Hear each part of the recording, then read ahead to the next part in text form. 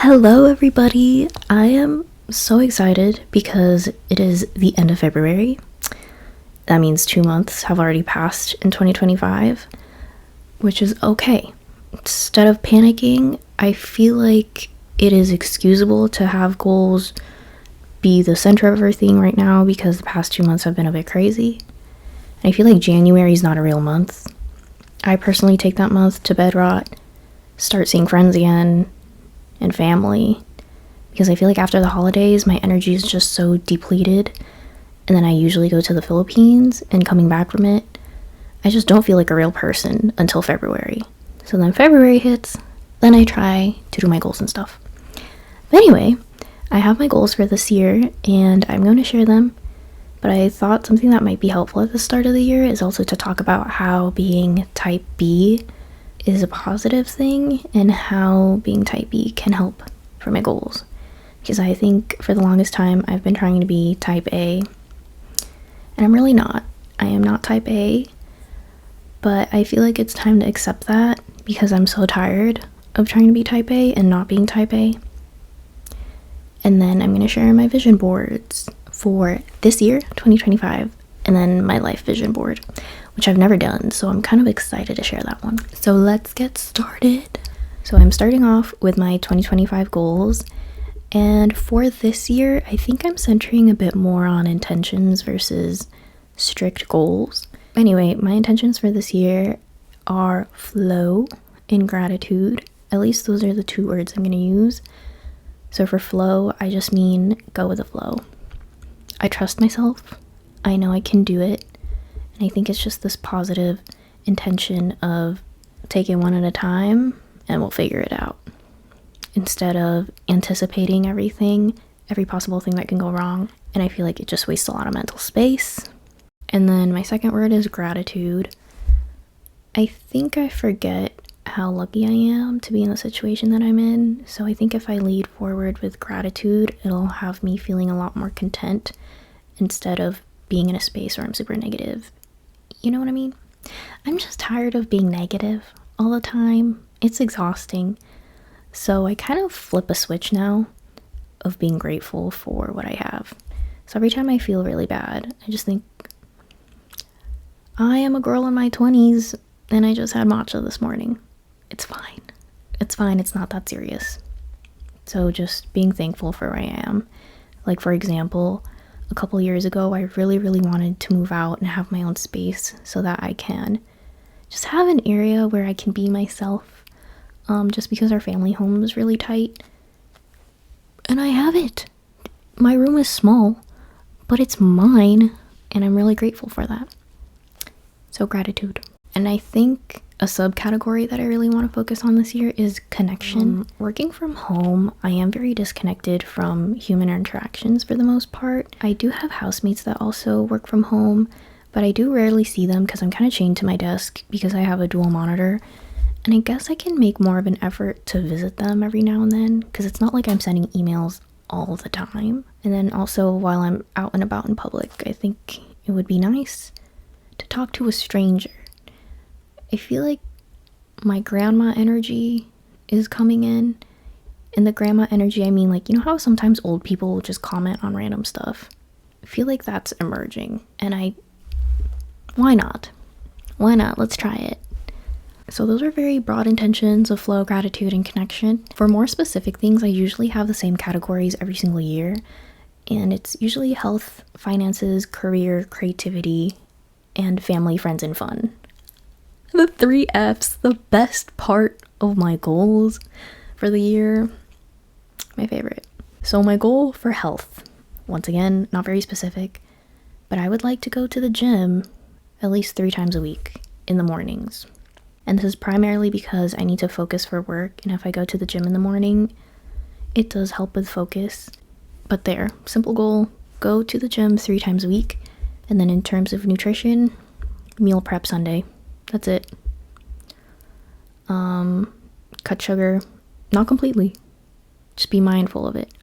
Second one I usually talk about is finances. I think I'm doing pretty good. I have like a loose budget. So right now I'm more so in the observation phase and I'm trying to see where my money goes.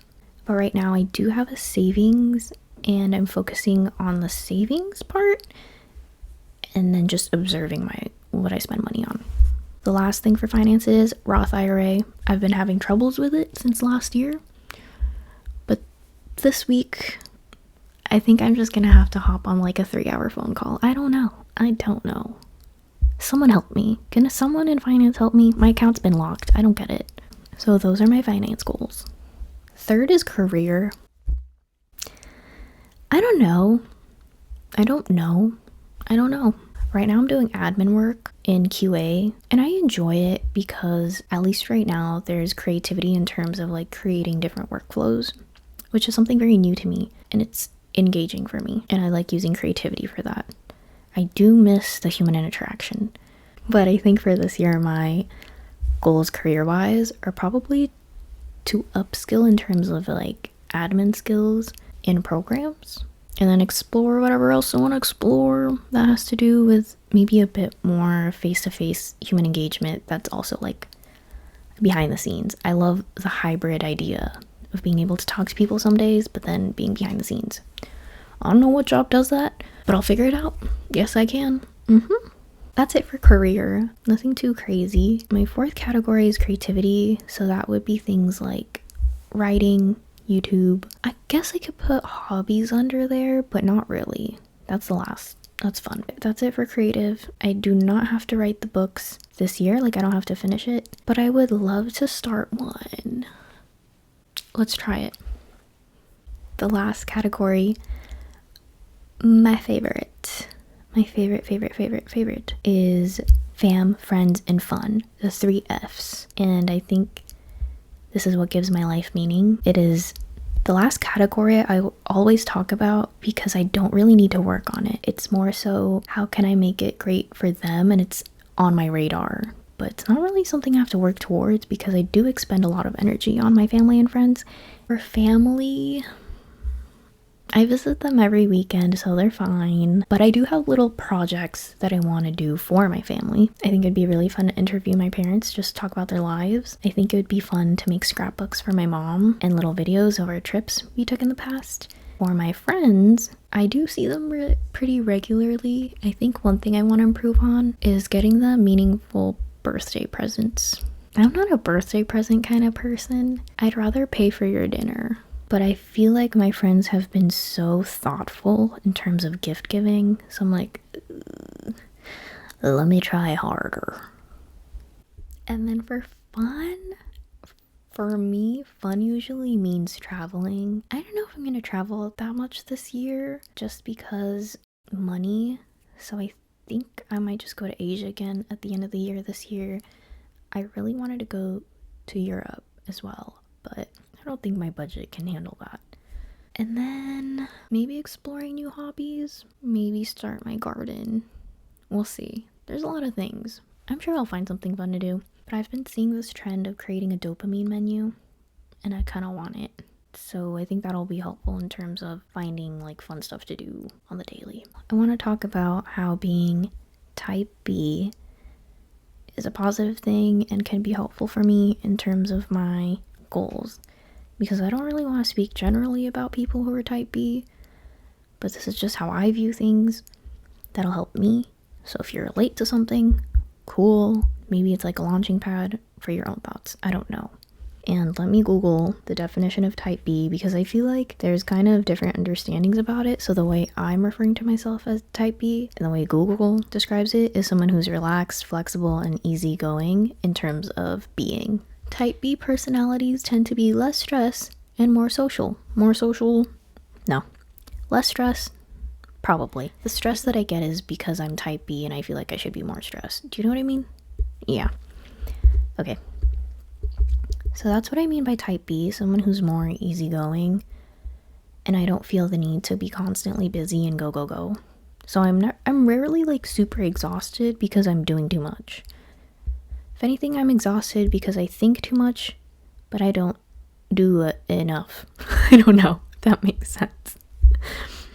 But, because I've seen like type B TikToks, and it is friends being irresponsible, and I'm like, no, that's not what type B means to me. It just means that I am more easygoing. Okay, so ways that I brainstormed that being type B is a good thing. The first thing that I think is a positive is that you're a lot more flexible and less rigid. And so that's beneficial in the way that if things don't work out, you could probably try again eventually in some way, shape, or form and not be too mad that it didn't work out. So, like, for me personally, I feel like I'll be disappointed. I'm like, ooh, okay, I guess we can try again. Now, the only downfall to being super flexible is sometimes I don't have this urgency to try again. Sometimes I don't have this urgency to try again right away. So, you know, pros and cons. But I think flexibility in life is very important in terms of like little things. So if things aren't on time, all the way to big things, like if you don't get a specific job, you'll handle it. It's a little disappointing or really disappointing, but you'll try again. Okay, and then the second thing I thought of is, at least for me, I feel like over the years after I kind of shed this pressure of trying to achieve certain things or to know certain things in terms of like my direction in life, for example, I think I'm able to use my flexibility to give myself more grace. For example, like a specific example, I think I compared myself a lot to peers who had a lot more concrete direction in their life. So a lot of my friends went to grad school and I did not go to grad school. And I was like, what? What am I doing? Girl, I'm existing and I'm working, and that's okay. I gave myself grace, and now I'm giving myself even more grace.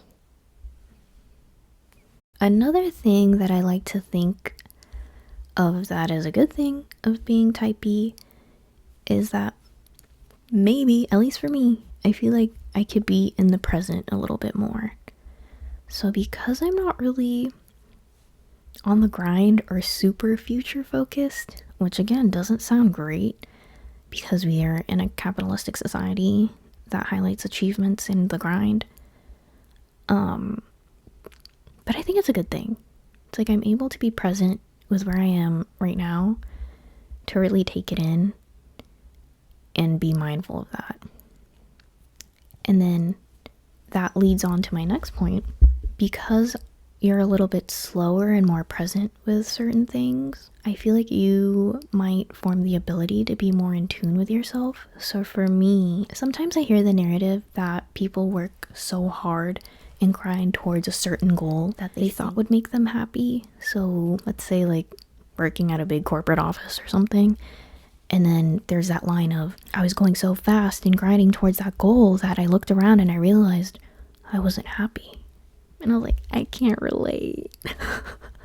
I just suffer at the thought of working so hard for something I don't want. So for the most part, I feel like I'm pretty good at being in tune and seeing what fits with me and what doesn't. Again, I think this is something that people have to fine tune in general. It's not necessarily like because you're type B, this happens to be the case. If anything, being type B, I feel like we just have a wishy-washy way of getting to that point, you know? So I feel like grinding towards something, a certain goal that you think was going to get you there, is not bad, because now at least you know you don't want to be there. It's just different approaches. The next point I want to make is I feel like with everything combined, working towards goals and achievements or where you want to be in life, maybe we take it a bit slower and not as rigid. And in that case, if we are people who are empathetic or want to help others, because of our slower pace, I feel like we have the time and energy to encourage others to rise as well. So it's, instead of being in an air of competition, it's more of like group teamwork. So being able to be around your peers and cheering them on as well, because we have the time and space to, and because maybe we just want to. I realize this is so general. Like, I kind of don't want to keep going anymore. Because I think being type B is such a abstract thing. but I'm reminding myself because sometimes I feel bad that I'm more type B. So I need to remember this is encouragement, not like a real distinction. It's food for thought, okay? And then ultimately, because we are more relaxed as type B, I keep saying we. I mean me. I don't want to speak for everybody. For me, because I'm more type B, and I've gotten to a point, I wasn't always here, but I've seen bits and pieces of it, where I just know deep down, it's really not that serious. It's really not that serious. And that can either be a blessing or a curse, how you view it, but I'm going to try to view it as a blessing. We are just a blip in this universe, in the timeline of life, and it's not that serious. I didn't get that job. I'll get another one. Or I didn't go to the gym 3 times last week. Look, there's like 52 more weeks ahead of you this year. If you're at the start of it. Even if you're at the end of it, there's so many more weeks to go. Keep working, keep trying again. But yeah, those are ways that I think being type B might help me in my goals. And I'm only speaking on this because I feel like we know that there's good with type A personalities. We know the benefits. It's very like concrete in my brain. Type B benefits are a little more abstract in my brain. So I feel like, let's talk about it. Let's talk about it. I don't know. Last but not least, I will very quickly show my vision board. I think it's a pretty simple vision board. I'm gonna go ahead and start at the left corner. This is a garden. I've always wanted to have my own little garden, and I do have a patio, so I am going to try my hardest in the month of March to make that come true. Let's go build my garden instead of scrolling on TikTok. In the bottom is a bowl, a healthy bowl, and I think that just symbolizes, maintaining healthy, nutritious meals for the year. It makes me feel good and it helps me focus. And I love bowls. I just love bowls. I love Chipotle, I love Kava, I love so many bowl-like places, especially Mediterranean bowls. And then the makeup, I feel like it'd be really fun to know how to do my makeup well. There are so many TikToks of people doing like soft glam or full out glam, and I feel like makeup itself is an art form and it'd be so cool to get really good at it. And then there's this globe with airplane that just means traveling. Let's see if I could travel this year. No pressure if I can't. And then right above it is a picture of people volunteering, and I really, really want to volunteer this year. I miss it.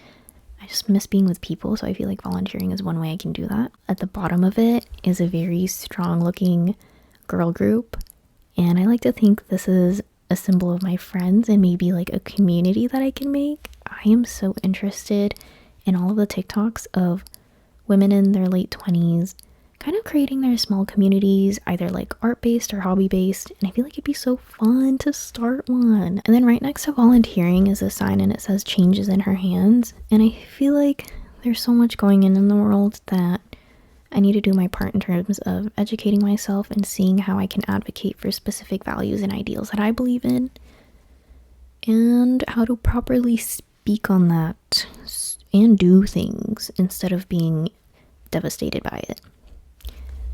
Then at the very bottom is a group of women doing yoga, and I love yoga and I haven't done yoga in a very long time, but I was very intentional in showing a group of women because I think it would be so much fun doing a yoga class or like yoga events rather than just yoga on my own, because if you can see, there are lots of groups of people in the middle of this vision board because I miss people so much and I think I'm just yearning for connection. So that's why we have the picnic at the very top, and it's a group of friends and people, and I feel like it's this dual thing where it could be me spending time with friends or meeting new people. I guess I didn't mention this, but the hearts in the corner, I really want to lead this year with warmth and love. And maybe find love. Right here we have a money tree, a literal money tree, and a piggy bank. So I think it just represents like focusing on my financial life and being able to smartly save my money, but also learn how to invest. And then we have this cute little brain and books, because I do want to spend a lot more time filling up on knowledge of fun things and important things. Here we have like a little content creator desk, which is kind of similar to what I have now. My mic is actually resting on my knee right now, but maybe we'll get a cool setup once I make this consistent. And then at the top of that photo, the top right, is a girl working, or like a work desk. And I feel like I just wanted to symbolize that I'm gonna work hard this year because I really want to work hard towards my goals that I've set. And yeah, I think that's pretty much it. So that's my 2025 vision board. So that was my vision board, which I think is really fun and simple. And as for my life vision board, I think I'll actually share that next time.